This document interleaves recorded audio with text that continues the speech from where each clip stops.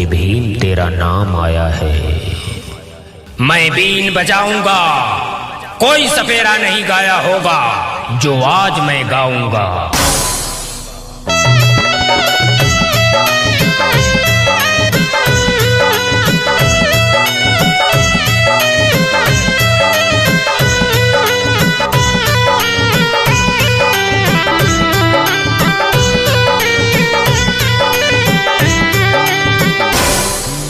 जय भीम बोलना, जय जय भीम बोलना, जय भीम बोलना, जय जय भीम बोलना।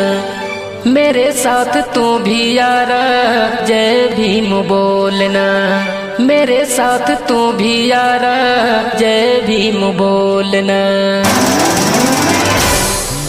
जय भीम बोलना, जय जय भीम बोलना, जय भीम बोलना, जय जय भीम बोलना।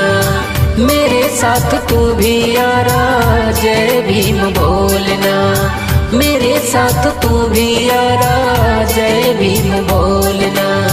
मेरे भीम जी को तू कभी नहीं भूलना, मेरे भीम जी को तू कभी नहीं भूलना। इन्हीं ने सिखाया हमको चलना या बोलना।